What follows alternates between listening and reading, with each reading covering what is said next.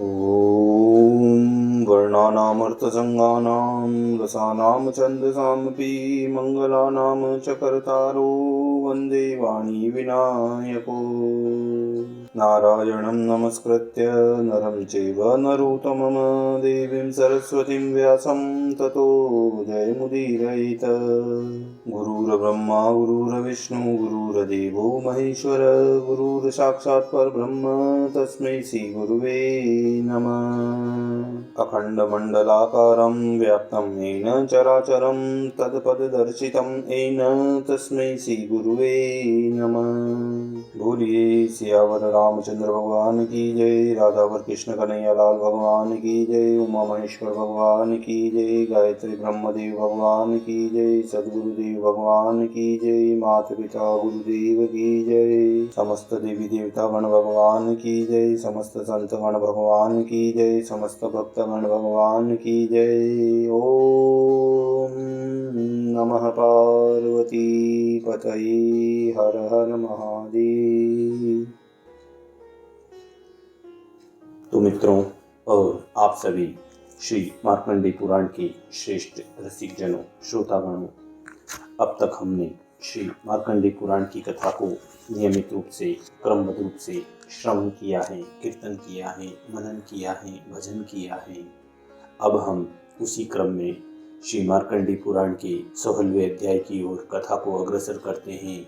आप सभी श्रेष्ठ श्रोतागण रसिक जन भगवान श्री राधा वल्लभ कृष्ण कन्हैया लाल के श्री चरणों में दृढ़ भक्ति रखते हुए कथा का श्रवण करें, कीर्तन करें, मनन करें, भजन करें। बोलिए श्री कृष्ण कन्हैया लाल भगवान की जय।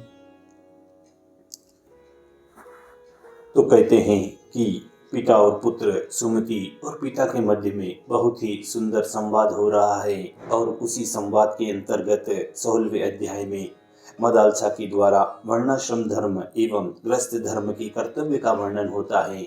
तो अलर्क ने कहा, अपनी माता से पूछा कि हे मैया, हे महाभागे, आपने राजनीति संबंधी धर्म का वर्णन किया, अब मैं वर्णाश्रम धर्म सुनना चाहता हूँ, कृपा करके मुझे सुनाइए। तब मदालसा बोली, हे बेटा, दान, अध्ययन और यज्ञ ये ब्राह्मण के 3 धर्म हैं तथा यज्ञ करना, विद्या पढ़ाना और पवित्र दान लेना, यह 3 प्रकार की उसकी आजीविका बताई गई हैं। दान, अध्ययन और यज्ञ ये 3 क्षत्रिय के धर्म हैं। पृथ्वी की रक्षा तथा शस्त्र ग्रहण करके जीवन निर्वाह करना यही उसकी जीविका है। वैश्य के भी दान, अध्ययन और यज्ञ ये तीनों ही धर्म हैं। व्यापार, पशुपालन और खेती ये उसकी जीविका कही गई है। दान, यज्ञ और द्विजातियों की सेवा करना, यह 3 प्रकार का धर्म शूद्र के लिए बताया गया है। शिल्प कर्म, द्विजातियों की सेवा और खरीद बिक्री ये उसकी जीविका है। इस प्रकार ये वर्ण धर्म बताए गए हैं। अब आश्रम धर्मों का वर्णन सुनो। यदि मनुष्य अपने वर्ण धर्म से भ्रष्ट न हो तो वह उसके द्वारा उत्तम सिद्धि को प्राप्त होता है और निषिद्ध कर्मों के आचरण से वह मृत्यु के पश्चात नरक में पड़ता है। उपनयन संस्कार होने पर ब्रह्मचारी बालक गुरु के घर में निवास करें। वहां उसके लिए जो धर्म बताया गया है वह सुनो। ब्रह्मचारी वेदों का स्वाध्याय करें, अग्निहोत्र करें, त्रिकाल स्नान करें, भिक्षा के लिए भ्रमण करें, भिक्षा में मिला हुआ अन्न गुरु को निवेदित करके उनकी आज्ञा के अनुसार ही सदा उसका उपयोग करें। गुरु के कार्य में सदा उद्धत रहें, भली भांति उन्हें प्रसन्न रखें। गुरु के बुलाने पर एकाग्रचित्तता से तत्परता पूर्वक पढ़ें। गुरु के मुख से 1, 2 या संपूर्ण वेदों का ज्ञान प्राप्त करके गुरु के चरणों में प्रणाम करें और उन्हें गुरु दक्षिणा देकर गृहस्थाश्रम में प्रवेश करें। इस आश्रम में आने का उद्देश्य होना चाहिए गृहस्थाश्रम संबंधी सभी धर्मों का पालन, अथवा अपनी इच्छा के अनुसार वह वानप्रस्थ या संन्यास आश्रम में प्रवेश करें, अथवा वही गुरु के घर में सदा निवास करते हुए ब्रह्मचारी निष्ठा को प्राप्त हो निष्ठिक ब्रह्मचारी बन जाएं। गुरु के न रहने पर उनके पुत्र की और पुत्र के न रहने पर उनके प्रधान शिष्य की सेवा करें। अभिमान शून्य होकर ब्रह्मचर्य आश्रम में रहें। जब गृहस्थाश्रम में आने की इच्छा लेकर ब्रह्मचर्य आश्रम से निकलें, तब अपने अनुराग अनुरूप निरोग स्त्री से विधि पूर्वक विवाह करें। वह स्त्री अपने समान गोत्र और प्रवर की न हो, उसकी किसी अंग में न्यूनता अथवा कोई विकार न हो। गृहस्थाश्रम का ठीक ठीक संचालन करने के लिए ही विवाह करना चाहिए। अपने पराक्रम से धन पैदा करके देवता, पितर एवं अतिथियों को विधि पूर्वक, भक्ति पूर्वक भली भांति तृप्त करें तथा अपने आश्रितों का भरण पोषण करता रहे। भृत्य, पुत्र, कुल की स्त्रियां, दीन, अंध और पतित मनुष्यों को तथा पशु पक्षियों को भी यथाशक्ति अन्न देकर उनका पालन करें। गृहस्थाश्रम गृहस्थ का यह धर्म है कि वह ऋतुकाल में स्त्री सहवास करें, अपनी शक्ति के अनुसार पांचों यज्ञों का अनुष्ठान न छोड़ें, अपने वैभव के अनुसार पितर, देवता, अतिथि एवं कुटुंबी जनों को भोजन करने से बचे हुए अन्न को ही स्वयं भृत्य जनों के साथ बैठकर आदर पूर्वक ग्रहण करें। यह मैंने संक्षेप से गृहस्थाश्रम के धर्म वर्णन किए हैं। अब वानप्रस्थ के धर्म का वर्णन करती हूँ, ध्यान देकर सुनो। बुद्धिमान पुरुष को उचित है कि वह अपनी संतान को देखकर तथा देह झुकी जा रही है इस बात का विचार करके आत्मशुद्धि के लिए वानप्रस्थ आश्रम में जाएं। वहां वन के फल मूलों का उपभोग करें और तपस्या से शरीर को सुखाता रहें। पृथ्वी पर सोए ब्रह्मचर्य का पालन करें। देवताओं, पितरों और अतिथियों की सेवा में संलग्न रहें। अग्निहोत्र, त्रिकाल स्नान तथा जटावल्कल धारण करें। सदा योगाभ्यास में लगा रहें और वनवासियों पर स्नेह रखें। इस प्रकार यह पापों की शुद्धि तथा आत्मा का उपकार करने के लिए वानप्रस्थ आश्रम का वर्णन किया है। अब चतुर्थ आश्रम का स्वरूप बताती हूँ, सुनो। धर्मज्ञ महात्माओं ने इस आश्रम के लिए जो धर्म बतलाया है वह इस प्रकार है। सब प्रकार की आसक्तियों का त्याग करें, ब्रह्मचर्य का पालन करें, क्रोध शून्यता, जितेंद्रियता एवं स्थान पर अधिक दिनों तक न रहना, किसी कर्म का आरंभ न करना, भिक्षा में मिले हुए अन्न का एक बार भोजन करना, आत्मज्ञान होने की इच्छा को जगाए रखना तथा सर्वर्थ आत्मा का दर्शन करना, यह मैंने चतुर्थ आश्रम का धर्म बतलाया है। अब अन्याय वर्णों तथा आश्रमों के सामान्य धर्म का वर्णन सुनो। सत्य, सोच, अहिंसा, दोष दृष्टि का अभाव, क्षमा, क्रूरता का अभाव, दीनता का न होना तथा संतोष धारण करना, ये वर्ण और आश्रमों के धर्म संक्षिप्त से बताए गए हैं। जो पुरुष अपने वर्ण तथा आश्रम संबंधी धर्म को छोड़कर उसके विपरीत आचरण करता है वह राजा के लिए दंडनीय है।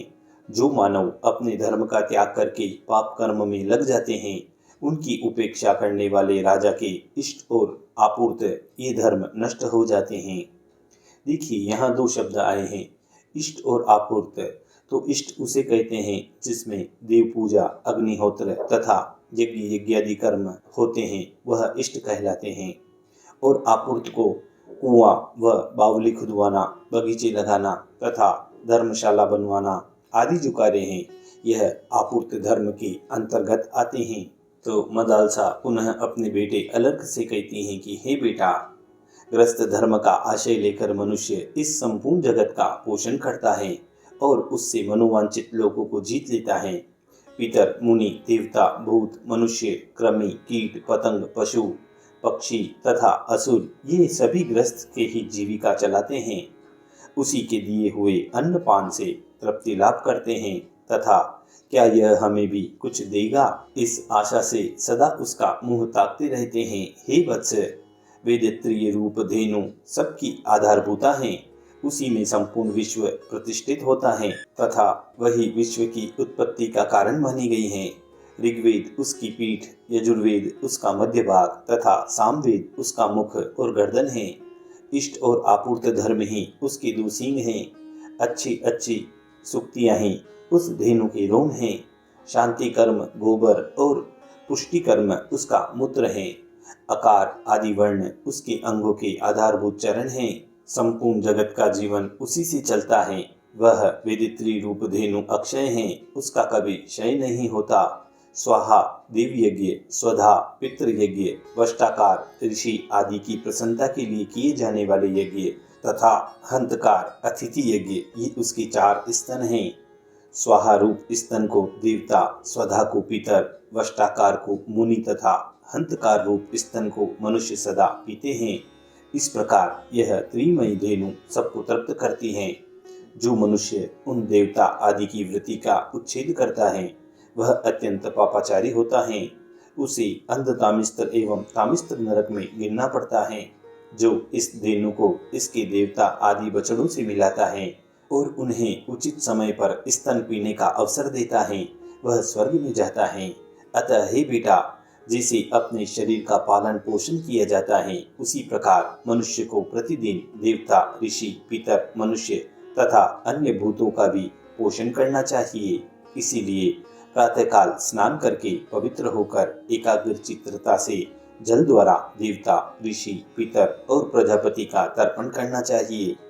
मनुष्य फूल, गंध और धूप आदि सामग्रियों से देवताओं की पूजा करके आहुति के द्वारा अग्नि को तृप्त करें।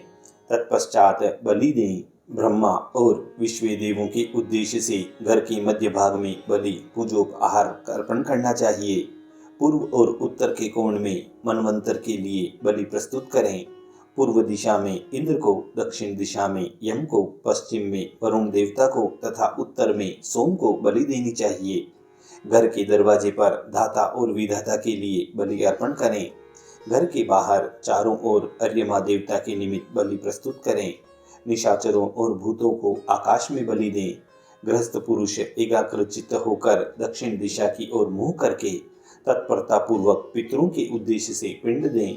तदंतर विद्वान पुरुष जल लेकर उन्हीं स्थानों पर उन्हीं देवताओं के उद्देश्य से आचमन के लिए जल छोड़ें। इस प्रकार गृहस्थ पुरुष घर में पवित्रता पूर्वक ग्रह देवताओं के उद्देश्य से बलि देकर अन्य भूतों की तृप्ति के लिए आदर पूर्वक अन्न का त्याग करें। कुत्तों, चांडालों तथा पक्षियों के लिए पृथ्वी पर अन्न रख दें। यह विश्वदेव नामक कर्म है। इसे प्रातःकाल और सायंकाल आवश्यक बताया गया है। इसके बाद बुद्धिमान पुरुष आचमन करके कुछ काल तक अतिथि की प्रतीक्षा करते हुए घर के दरवाजे की ओर दृष्टि रखें। यदि कोई अतिथि वहां आ जाए तो यथाशक्ति अन्न, जल, गंध, पुष्प आदि के द्वारा उसका सत्कार करें।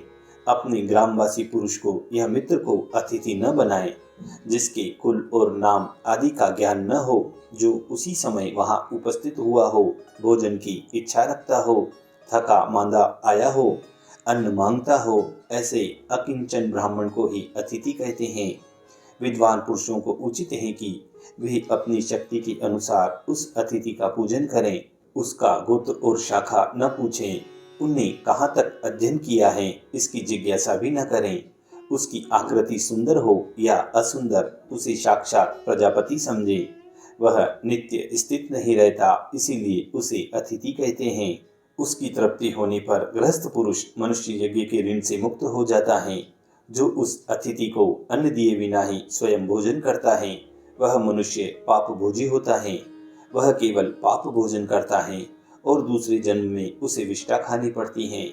अतिथि जिसके घर से निराश होकर लौटता है, उसको अपना पाप देकर स्वयं उसका पुण्य लेकर चला जाता है। इसलिए कहा गया है, श्रुति भी कहती है, अतिथिर्यस्य भवनाशो गृहात् प्रतिनिवर्तते स दत्त्वा दुष्कृतं तस्मै पुण्यमादाय गच्छति। अतः मनुष्य को उचित है कि वह जल और साग देकर अथवा स्वयं जो कुछ खाता हो, उसी से अपनी शक्ति के अनुसार आदर पूर्वक अतिथि को पूजन करें। गृहस्थ पुरुष प्रतिदिन पितरों के उद्देश्य से अन्न और जल के द्वारा श्राद्ध करें और अनेक या एक ब्राह्मण को भोजन कराएं। अन्न में से अग्रासन निकालकर ब्राह्मण को दे। ब्रह्मचारी और सन्यासी जब भिक्षा मांगने के लिए आए, तब उन्हें भिक्षा अवश्य दें। 1 ग्रास अन्न को भिक्षा, 4 ग्रास अन्न को अग्रासन और अग्रासन से चौगुने अन्न को श्रेष्ठ द्विज हंतकार कहते हैं। तभी श्रुतियों ने भी कहा है, ग्रास प्रमाणा भिक्षास्या दग्रह ग्रास चतुष्टयम् अग्रम चतुर्गणम प्राहुर हंतकारम द्विजोतमाः। भोजन में से अपने वैभव के अनुसार हंताकार, अग्रासन अथवा भिक्षा दिए बिना कदापि उसे ग्रहण न करें। अतिथियों का पूजन करने के बाद प्रियजनों, कुटुंबियों, भाई बंधुओं, याचकों, आकुल व्यक्तियों, बालकों, वृद्धों तथा रोगियों को भोजन कराएं। इसके अतिरिक्त यदि कोई दूसरा अकिंचन मनुष्य भी भूख से व्याकुल होकर अन्न की याचना करता हो, ग्रस्त पुरुष को वैभव होने पर उसे अवश्य भोजन कराना चाहिए। जो सजातीय बंधु अपने किसी धनवान सजातीय के पास जाकर भी भोजन का कष्ट पाता है, वह उस कष्ट की अवस्था में जो पाप कर बैठता है, उसे वह धनी मनुष्य भी भोगता है। सायकाल में भी इसी नियत का पालन करें। सूर्यास्त होने पर जो अतिथि वहां आ जाए, उसकी यथाशक्ति शैया, आसन और भोजन के द्वारा पूजा करें। हे बेटा, जो इस प्रकार अपने कंधों पर रखा हुआ गृहस्थाश्रम का भार ढोता है, उसके लिए स्वयं ब्रह्मा जी, देवता, पितर, महर्षि, अतिथि, बंधु बांधव, पशु पक्षी तथा छोटे छोटे कीड़े भी जो उसके अन्न से तृप्त हुए रहते हैं, कल्याण की वर्षा करते हैं। इसी मधुर संवाद के साथ माता मदालसा और बेटा अरर्क के बीच में यह वर्णाश्रम धर्म का मधुर संवाद चल रहा है और इसी अध्याय के संवाद के साथ इस 16वें अध्याय की पूर्णता व समाप्ति होती है। बोलिए श्री कृष्ण कन्हैया लाल भगवान की जय।